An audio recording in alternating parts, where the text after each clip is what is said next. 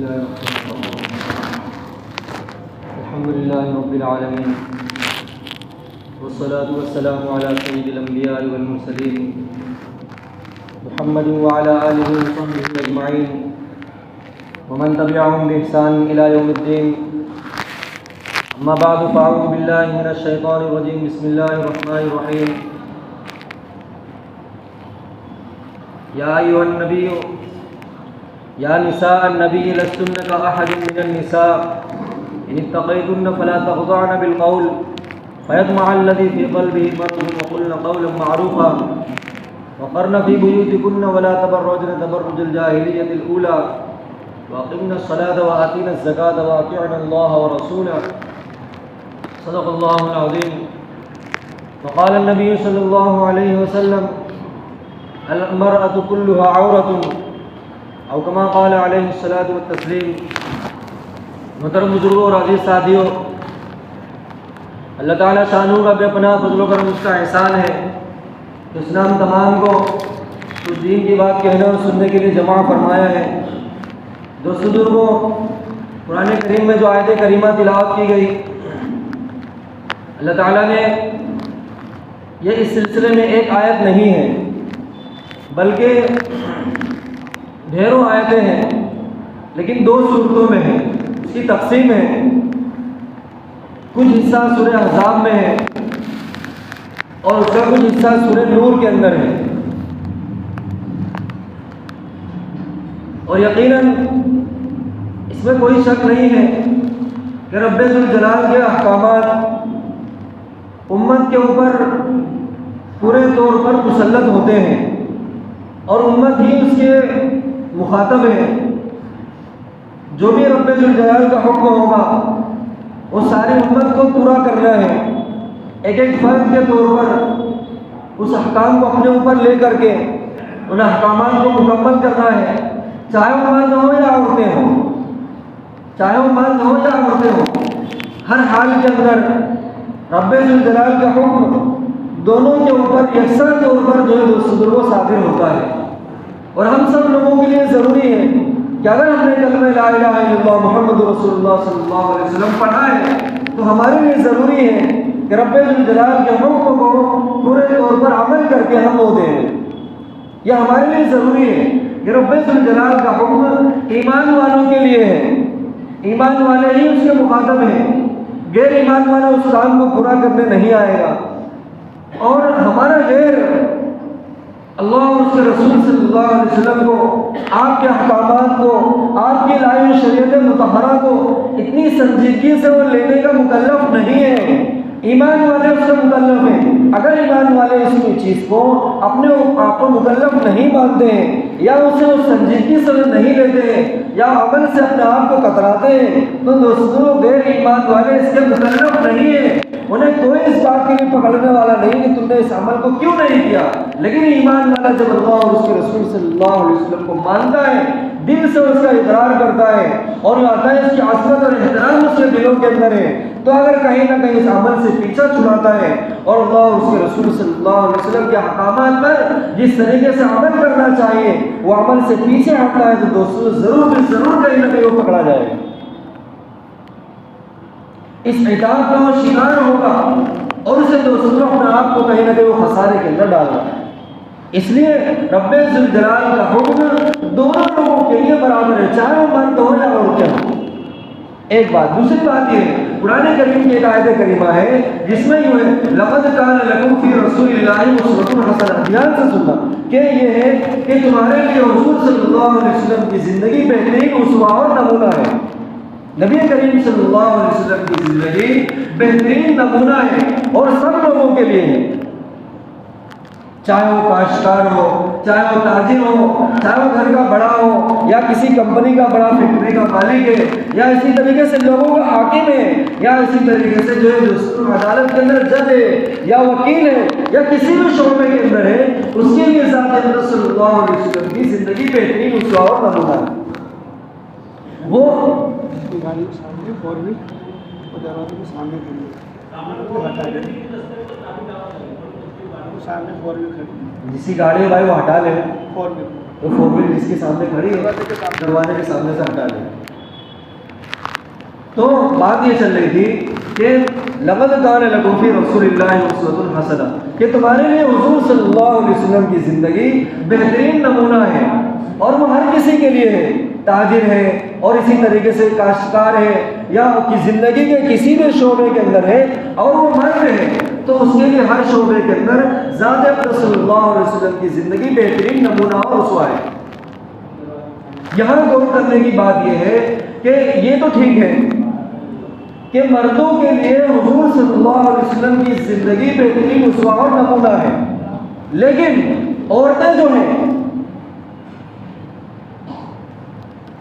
سمجھے گا آپ کو کہ حضور صلی اللہ علیہ وسلم کی زندگی بہترین نمونہ اور اسوہ ہے، لیکن عورتوں کے لیے جو خواتین ہیں ان لوگوں کے لیے حضور صلی اللہ علیہ وسلم کی زندگی اسوہ اور نمونہ اخلاق کے اندر تو کہیں نہ کہیں ہو سکتی ہے، لیکن اعمال ہے اور ان کے اپنے بے شمار مسائل ہیں، ان مسائل کے اندر حضور صلی اللہ علیہ وسلم کی زندگی اسوہ اور نمونہ اور آئیڈیل تو نہیں ہو سکتی۔ سمجھ میں آ رہا ہے کہ آقا صلی اللہ علیہ وسلم کی زندگی ان خواتین کے لیے بے شمار چیزیں ہیں جو الگ الگ ہیں، تو اس میں تو نمونہ نہیں ہو سکتے۔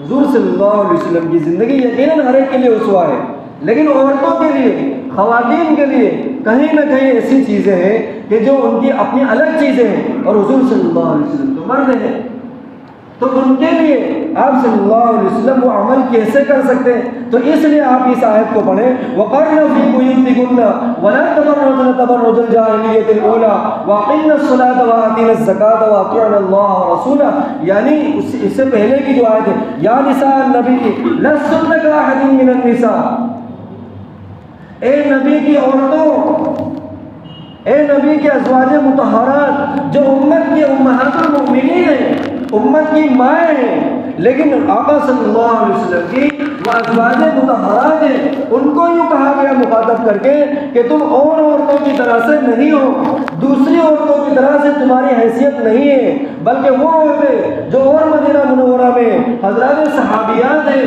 اور بے شمار عورتیں ہیں، ان لوگوں کی حیثیت جو ہے وہ حیثیت تم ازواج مطہرات کی نہیں ہے۔ تو کیا ہے؟ عورت تو وہ بھی ہیں، عورت تو وہ بھی ہیں، پھر کیا بات ہو گئی؟ بات یہ ہے آقا صلی اللہ علیہ وسلم کی ازواج مطہرات ہیں وہ تمام امت کے لیے اسوہ ہیں، تمام امت کی جتنی خواتین ہیں ان خواتین کے لیے اللہ رب العزت والجلال نے نبی کریم صلی اللہ علیہ وسلم کی ازواج مطہرات کو اسوہ اور نمونہ قرار دیا۔ وجہ یہ ہوئی ہے کہ اسی لیے حضرت عائشہ رضی اللہ عنہا کی شادی نبی کریم صلی اللہ علیہ وسلم سے جو ہوئی بہت کم عمر کے اندر ہوئی ہے، بہت کم فاصلے سے ہوئی ہے۔ یہ وجہ یہ تھی کہ جتنا زیادہ حضور صلی اللہ علیہ وسلم سے اس علم کو سیکھیں گی، اور دوسرے جو مدینہ منورہ میں بے شمار عورتیں ہیں وہ ساری صحابیات ہیں، وہ حضور صلی اللہ علیہ وسلم سے اپنی بات کو اچھی طرح سے نہیں بتا سکتی، تو حضرت عائشہ رضی اللہ عنہا کے پاس آتی تھی کہ اس لائن کا علم سیکھنے کے لیے کہ بہت زیادہ سمے، بہت زیادہ لمبا وقت ملے گا حضرت عائشہ رضی اللہ عنہا کو کہ امت کو امہات المؤمنین کے واسطے سے ساری امت کو عورتوں کی لائن کا اور خواتین کی لائن کا انہیں علم سکھائیں، انہیں اس لائن کا وہ علم بتائیں، تاکہ دنیا بھر میں حجاب کے مسئلے کو، پردے کے مسئلے کو اور بے شمار مسائل ایسے ہیں جو عورتوں کی لائن کے ہیں، صرف جو مردوں کا اس میں مسئلہ نہیں ہے، لیکن عورتوں کی لائن کا مسئلہ ہے کہ روزے میں روزہ رکھ کر کے کہاں تک جانا ہے اور روزے میں کتنے دیر تک رہنا، مطلب اس کی حد کہاں تک ہے، اور اس طریقے سے اور بے شمار مسئلے ہیں جو عورتوں کی لائن میں ہیں۔ یہ عورتوں کے مسائل کو انہیں کون سکھائے گا؟ اسی وجہ سے ایک مسئلہ یہ بھی ہے کہ حضرت عائشہ مطلب ایک حکمت یہ بھی ہے، حکمت کے طور اور بے شمار حکمت ہے، تعدد ازواج کی بے شمار حکمت ہے کہ اللہ اور نبی کریم صلی اللہ علیہ وسلم نے اتنی شادیاں کیوں کی، اس کے اور بھی حکمتیں ہیں، لیکن اس میں ایک حکمت یہ ہے کہ عورتوں کے مسائل کو عورتوں تک جو دوسری عورتوں تک پہنچایا جا سکے، تو جو انہیں علم سکھایا جائے گا وہ اس علم کو جو ہے نبی کریم صلی اللہ علیہ وسلم سے سیکھ کر کے مدینہ منورہ کی دوسری صحابیات تک اس علم کو پہنچائیں گی، کہ جس کی وجہ سے یہ علم دنیا جہان کی ساری عورتوں کے لیے عام ہو جائے گا۔ اور اگر یہ چیز نہیں ہوتی تو رسول آقا صلی اللہ علیہ وسلم عورتوں کے لائن کا علم کس کو سکھاتے؟ پھر وہ علم کہاں جاتا؟ وہ یہ تو بات وہیں کٹ جاتی۔ اس لیے جو ہے ایک حکمت یہ ہے کہ حضرت عائشہ رضی اللہ عنہا کی شادی کم عمر میں کرا کر کے تاکہ نبی کریم صلی اللہ علیہ وسلم سے عورتوں کے لائن کا اور خواتین کے لائن کا علم سیکھ کر کے یہ دوسروں تک پہنچایا جا سکے، دوسری جو ہے عورتوں تک یہ بات پہنچائی جا سکے۔ اور جو قرآن کریم میں جو آیت کریمہ پڑھی گئی ہے وہ پردے کی لائن سے ہے، اور گھریلو پردہ اور باہری پردہ دونوں چیزیں دیکھو، شریعت مطہرہ جو ہے وہ پورے عالم کو سامنے رکھ کر کے مسئلہ بناتی ہے۔ ہمارے سامنے صرف ہمارا علاقہ ہے، یہاں صرف ہمارا شہر ہے، ہمارا اپنا ملک ہے۔ شریعت مطہرہ کے سامنے ساری دنیا ہے، سارے ملک ہیں، اور شریعت جو ہے سارے ملکوں کو اور سب کو دیکھ کر کے مسئلہ بنتا ہے۔ اس لیے ایک عام حکم اور اس طریقے کا حکم صادر ہوتا ہے کہ ہر ایک کو اپنے اپنی لائن کا علم اس میں سے مل جائے۔ وہ اپنے آپ کو حفاظت کرنے کے لیے کہ جس طریقے سے وہ اپنی حفاظت چاہے اس کی حفاظت اس کے اندر شریعت مطہرہ نے پوشیدہ رکھا ہوا ہے کہ ہمارے سامنے صرف اپنا علاقہ ہے، اور شریعت مطہرہ تو سارے عالم کے لیے آیا ہوا ہے، ساری دنیا کے لیے آیا ہوا ہے۔ کسی بھی ملک کا ہو اور کسی بھی ملک کی وہ خاتون ہو، ہر ایک کے لیے وہ علم ہے۔ اس لیے آقا صلی اللہ علیہ وسلم نے دیکھو سب سے پہلے جب ایمان کی دعوت دی لوگوں کو یہ کہا انا اول المسلمین، میں پہلا مسلم ہوں اور سب لوگوں کو میں اسلام کی جو ہے دعوت دیتا ہوں۔ پھر آگے یہ کہا انا اول المؤمنین، کہ میں پہلا مومن ہوں، میں ہر ایک کو ایمان کی دعوت دیتا ہوں۔ میں سب کو ایمان کی دعوت دیتا ہوں، لیکن سب سے پہلا ایمان والا میں خود ہوں۔ میں سب کو اسلام کی دعوت دیتا ہوں، لیکن سب سے پہلا اسلام والا اور سب سے پہلا مسلم میں خود ہوں۔ اور اس لیے سب سے پہلے یہ سورہ احزاب کے اندر کچھ آیتیں آئی ہوئی ہیں اور سورہ نور کے اندر کچھ آیتیں آئی ہوئی ہیں۔ اس کو یہ سمجھنا ہوگا کہ سورہ احزاب کے اندر جو آیتیں ہیں وہ سورہ احزاب کی جو آیتیں ہیں وہ ازواج مطہرات کے سلسلے میں، کس کے سلسلے میں؟ ازواج مطہرات کے سلسلے میں۔ آقا صلی اللہ علیہ وسلم کی جو ازواج مطہرات ہیں امت کے لیے امہات المؤمنین ہیں، وہ ان لوگوں کے لیے سورہ احزاب کے اندر آیتیں آئی ہوئی ہیں، اور سورہ نور کے اندر جو آیتیں ہیں وہ سن 6 ہجری میں نازل ہوئی ہیں، وہ سارے امت کے لیے آئی ہے۔ سورہ احزاب جو ہے سن 5 ہجری میں آئی ہے، نازل ہوئی ہے، اور سورہ نور سن 6 ہجری میں نازل ہوئی ہے۔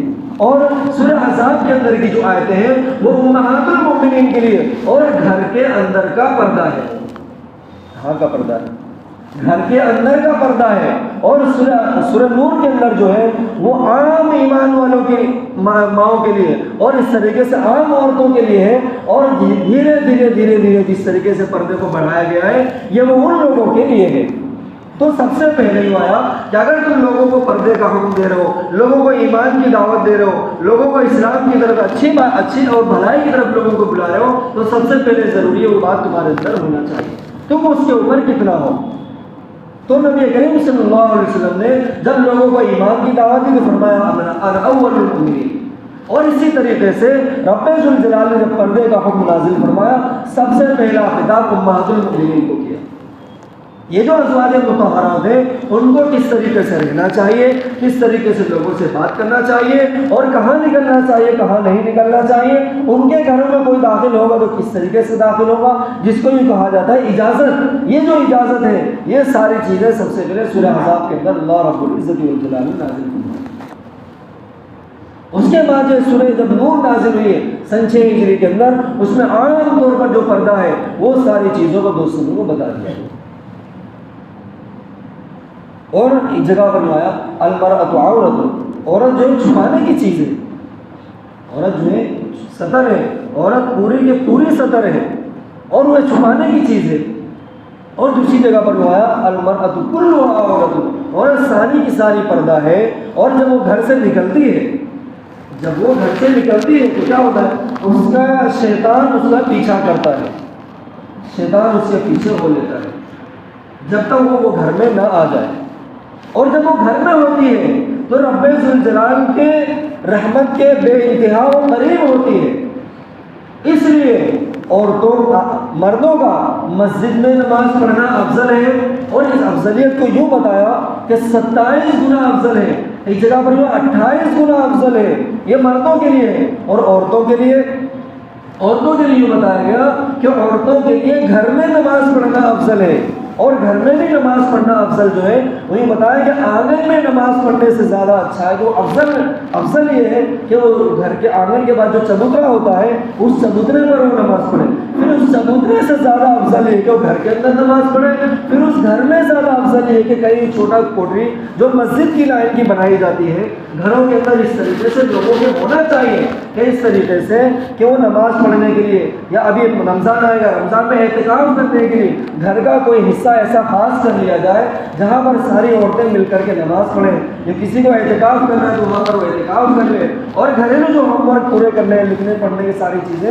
وہ ساری چیزیں وہاں پر پوری کر لی جائے، تو گھر میں بھی زیادہ افضل یہ ہے کہ اس جگہ پر عورت اپنی نماز کو مکمل کرے، وہ سب سے زیادہ افضل ہے۔ یہ چیزیں، اور نبی کریم صلی اللہ علیہ وسلم کی جو ازواج مطہرات کو خطاب کیا گیا وہ یوں کہا گیا، یا ایھا النبی، یا نساء النبی لستن کاحد من النساء، تم اور عورتوں کی طرح سے نہیں ہو۔ جو جتنی دوسری ساری عورتیں ہیں وہ احکامات جو دوسری عورتوں پر لگیں گے، اور جو دوسری عورتوں کی حیثیت ہے وہ حیثیت تم ازواج مطہرات کی نہیں ہے، تم تو بے انتہا خاص ہو اور ازواج مطہرات ہو اور سارے امت کے لیے امہات المؤمنین ہو۔ ان اتقیتن فلا تخضعن بالقول، اب آگے ان کے لیے حکم نازل فرما، ارے کیسے خاص ہو تم لوگ، ارے تمہارے اندر ایسی کیا چیز ہے کہ جس کی وجہ سے تم ساری عورتوں کی طرح سے نہیں ہو؟ فرمایا ان اتقیتن فلا تخضعن بالقول، تم کسی سے بات کرو تو بات کے اندر لچک ذرا بھی نہیں ہونی چاہیے، باتوں کے اندر لچک نہیں ہونی چاہیے۔ کیوں؟ وجہ اس کی ہے فَيَطْمَعَ الَّذِي فِي قَلْبِهِ مَرَضٌ، کہ وہ کیا ہوگا کہ سامنے والا کہیں یوں نہ سمجھے کہ میرے لیے کوئی جگہ موجود ہے، کہ اس کا دل طمع اور لالچ کے اندر وہ آ جائے کہ میرے لیے کوئی جگہ موجود ہے، یہ چیز اس کے اندر نہیں آنی چاہیے۔ اس لیے ازواج مطہرات کو یہ منع کیا گیا کہ تمہارے اندر لچک بات کے اندر کسی بھی قسم کی نہیں ہونی چاہیے۔ وَقُلْنَ قَوْلًا مَعْرُوفًا، حق بات کہہ کر کے اپنے آپ کو الگ کر لو۔ ایک بات تو یہ ہو، دوسری یہ ہے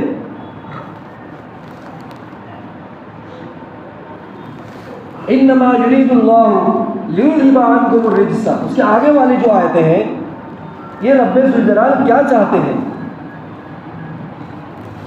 اللہ رب العزت والجلال ازواج مطہرات کو پورے طور پر صاف ستھرا اور پاکیزہ بنانا چاہتے ہیں، اس لیے اس کے پہلے کی جو آیت وَقَرْنَ فِي بُيُوتِكُنَّ، اپنے گھروں میں قرار پکڑ لو۔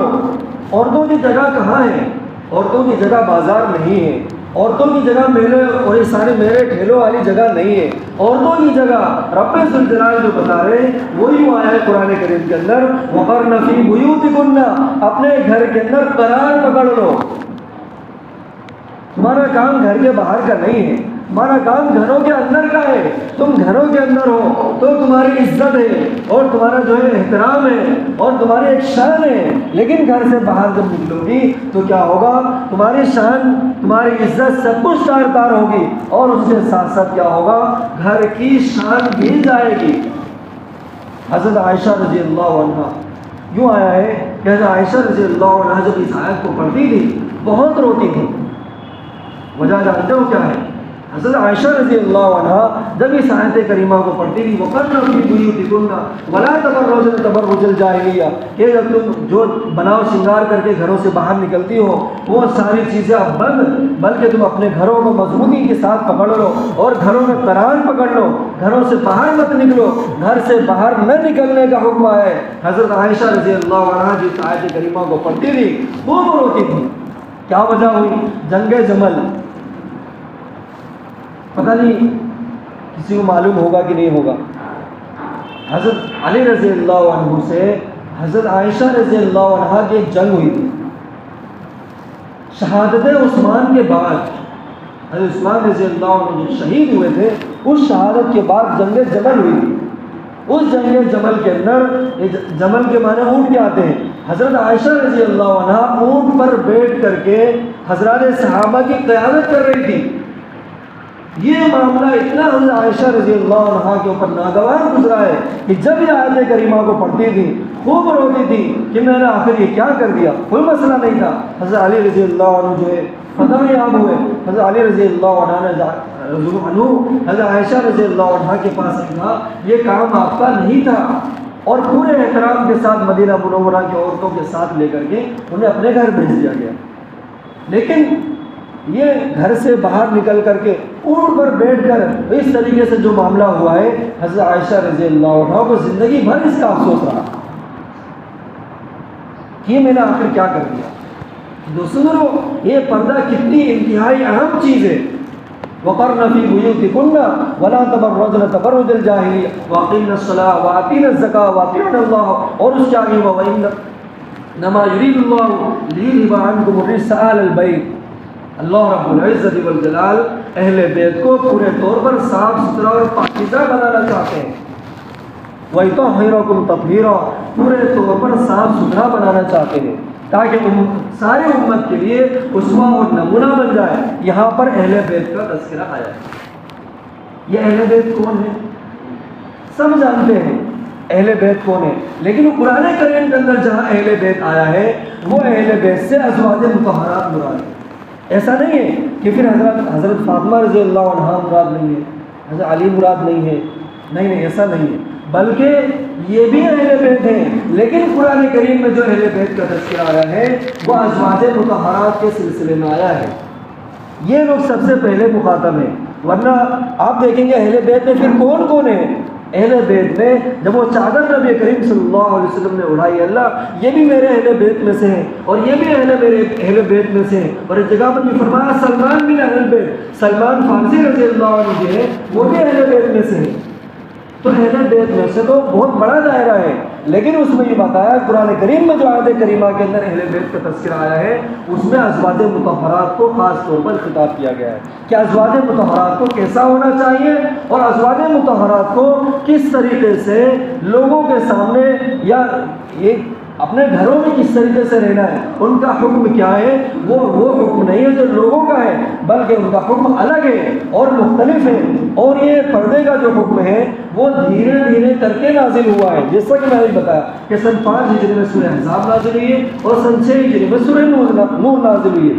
جیسے کہ آپ یوں سمجھیں کہ شراب کا حکم جو تھا وہ ایک بار میں حرام قرار نہیں دیا گیا, بلکہ تھوڑا سا حرام جو ہے نازل ہوا, لیکن وہ سورہ بقرہ میں. پھر اس کے بعد تھوڑی حرمت اور آئی وہ سورہ نساء کے اندر, پھر تھوڑی حرمت اور آئی جو سورہ مائدہ کے اندر جاتے جاتے پورے طور پر شراب کو حرام قرار دیا گیا, بالکل حرام قرار دیا گیا. اسی طریقے سے پردے کا حکم نازل ہوا دھیرے دھیرے کرتے کرتے سن 5 ہجری سن 6 ہجری کے اندر مکمل طور پر پردہ نازل ہو گیا. جب عورتوں کا کام جو ہوگا وہ گھر کے اندر ہوگا. اور جو ایک آیت اور آگے ہیں وَإِذَا سَأَلْتُمُوهُنَّ مَتَاعًا فَاسْأَلُوهُنَّ مِنْ وَرَاءِ حِجَابٍ, جب تم ازواج مطہرات میں سے کسی سے کوئی لینا دینا کرو تو وہ بھی پردے کے پیچھے سے کرو. آپ لوگوں نے بہت سارے لوگوں کو دیکھا ہوگا, ایسے لبرل لوگ جو ہوتے ہیں جو ان کی باتوں سے لگتا ہی نہیں ہے کہ معلوم نہیں اسلام ان کے اندر کتنا ہے یا وہ اسلام پر کتنے ہیں. آپ کو یہی نہیں لگے گا. یہ بولتے ہوئے آپ کو ملیں گے کہ قرآن کریم میں پردے کا تصور ہی نہیں ہے. ایسا بولتے ہوئے ان کی زبان نہیں کھنچ جاتی. یہ آ گیا لوگ وَإِذَا سَأَلْتُمُوهُنَّ مَتَاعًا فَاسْأَلُوهُنَّ مِنْ وَرَاءِ حِجَابٍ. اس کا آپ کیا کریں گے؟ تو سنو, یہ پردہ انتہائی ضروری ہے. قرآن کریم میں پردے کا حکم نازل ہوا ہے اور ہر ایک کے لیے پردے کا حکم الگ الگ نازل ہوا ہے. جہاں تمہیں جو ہے ڈر لگتا ہو, جہاں جو ہے یہ خوف ہو کسی فتنے کا, وہاں پر ہر ایک کے لیے پردہ ضروری ہے. جو بوڑھی عورتیں ہو چکی ہیں وہ ان پر کسی قسم کا کوئی خطرہ نہیں ہے, اس لیے وہ جو ہے وہ مستثنیات ہیں. یعنی پہلے کوئی حکم ہوتا ہے قرآن کریم اس کو کس طریقے سے بیان کرتا ہے, پہلے عام حکم نازل ہوتا ہے, پھر اس میں سے مستثنا ہوتے ہیں کہ تمہارے لیے محرم کون ہے, غیر محرم کون ہے, تمہارے سے کوئی لینا دینا ہو گھر کے اندر. ابھی یہ جو سارے حکم آئے ہیں وہ حکم تو عام طور پر حکم تھا, لیکن ابھی یہ جو ہے استئذان یعنی اجازت والا حکم ابھی نہیں آیا. پھر لیکن جیسے جیسے ہم قرآن کریم میں اور آگے بڑھتے ہیں تو کیا ہوگا, استئذان والا حکم آئے گا کہ فَإِذَا دَخَلْتُمُوهُنَّ بیوت النبی، یہ جب تم نبی کے مکان میں داخل ہو تو پھر کیا ہوگا؟ سب سے پہلے آپ اجازت لے لو۔ لیکن یہ اجازت بھی کس کے لیے؟ نبی کے مکان کے لیے، کہ آپ صلی اللہ علیہ وسلم کے مکان میں کسی مکان میں آپ جائیں تو سب سے پہلے ضروری ہے کہ آپ اجازت لے لو۔ لیکن یہ بھی اس کے لیے عام ایمان والوں کے لیے نہیں ہے، بلکہ یہ امہات المؤمنین کے گھرانے والوں کے لیے، کہ اس میں اب وہ کون لوگ ہوں گے جو اجازت لیں گے؟ کہ وہ جو غلام لوگ ہیں، اسی طریقے سے وہ باندیاں ہیں، چھوٹے چھوٹے بچے ہیں، وہ آپ صلی اللہ علیہ وسلم کے گھروں میں آتے جاتے ہیں، ان کو منع کیا گیا کہ بغیر اجازت کے گھر کے اندر داخل نہیں ہونا ہے۔ آپ گھر میں آئے، لیکن جب گھر میں آؤ تو سب سے پہلے ایسی آہٹ آپ کی ہو جائے کہ آپ اجازت لو، نبی کا مکان ہے، آپ سب سے پہلے اجازت لو۔ اجازت لینے کے بعد آپ کو اگر اجازت ملتی ہے تو گھر میں داخل ہو۔ حالانکہ یہ وہ لوگ ہیں جو غلام ہیں، وہ تو خادم ہی ایک طریقے کے، اور باندیاں ہیں، وہ تو خدمت گزار لوگ ہیں، ان لوگوں کے لیے کس طرح کا حکم؟ لیکن جب پردے کا حکم نازل ہوا تو ان لوگوں کو یہ احکامات بتا دیے گئے، دیکھو اب گھروں میں جس طریقے سے داخل ہوتی تھی اب وہ تمہارے لیے حکم نہیں ہوگا، بلکہ گھروں میں جاؤ تو سب سے پہلے یہ ہے کہ وہ اپنے جس طریقے سے اجازت لی جاتی ہے سب سے پہلے یہ ہے کہ تم اجازت لے لو۔ یہ حضور صلی اللہ علیہ وسلم کے مکان کے لیے۔ ہمارا اور آپ کا حکم کیا ہے؟ فَإِذَا دَخَلْتُمُوهُنَّ غیر مسکونۃ فیہا وتسلموا علی اہلہا، یہ سورہ نور کی آیت ہے۔ اس میں یوں کہا گیا ہے کہ جب تم کسی کے مکان میں داخل ہو، کوئی دوسرا کوئی مکان ہے، وہاں تم جانا چاہتے ہو، عام طور پر ایسا ہوتا ہے کسی کا کسی سے کام ہے، کسی کا دوسرے سے کام ہے، لیکن وہاں یہ بتایا کہ سب سے پہلے تم اجازت لو، اور اجازت کا حکم 3 مرتبہ ہے۔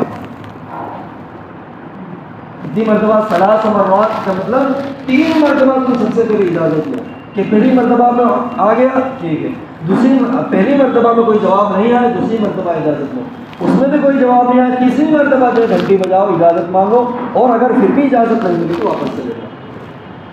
سمجھ میں آ رہا ہے کہ 3 مرتبہ آپ اجازت کو مانگنا ضروری ہے، کہ 3 مرتبہ میں آپ کو اگر اجازت نہیں ملی ہے تو آپ اس گھر میں داخل نہیں ہو سکتے ہیں، وہاں پر نہیں جا سکتے ہیں۔ یہ جو ہے نبی کریم صلی اللہ علیہ وسلم نے سارے امت کے لیے سبق سکھایا ہے، اور اللہ رب العزت والجلال نے قرآن کریم کے اندر صاف طور پر جو ہے یہ سارے امت کے لیے بتایا ہے کہ مکمل طور پر جو حکم آیا ہے۔ سورہ نور کو آپ کھول کر کے جب دیکھیں گے کہ ایک ایک کے لیے آپ کا محرم کون ہے، غیر محرم کون ہے، محرم کون لوگ ہیں؟ محرم وہ لوگ ہیں جو محرمات کہلاتی ہیں، جن سے آپ کی کبھی بھی شادی نہیں ہو سکتی ہے، کبھی بھی شادی نہیں ہو، وہ محرم ہمیشہ کے لیے وہ حرام قرار دی گئی آپ کے لیے۔ اور جن لوگوں سے آپ کی شادیاں ہو سکتی ہیں وہ غیر محرم کہلاتے ہیں، تو پھر پردہ غیر محرم سے ہمیشہ کے لیے۔ لیکن غیر محرم جو ہے اور محرم لوگ جو ہیں وہ گھروں میں عام طور پر جوائنٹ فیملیاں بھی رہتی ہیں، تو ان لوگوں سے کتنا کریں؟ حدیث پاک میں تو آتا ہے الحم الموت، جیسے حضرت بکر صدیق رضی اللہ عنہ ہے، ان کی بیٹی حضور صلی اللہ علیہ وسلم حضرت عائشہ رضی اللہ عنہ آقا صلی اللہ علیہ وسلم کے نکاح میں ہے، ہم سب کی ماں ہے۔ اب حضرت بکر صدیق رضی اللہ عنہ آنا چاہتے ہیں، اپنی بیٹی سے ملنا چاہتے ہیں، تو ان کو بھی کہا کہ آپ اجازت لیں، وہ بھی اجازت ضرور لیں گے۔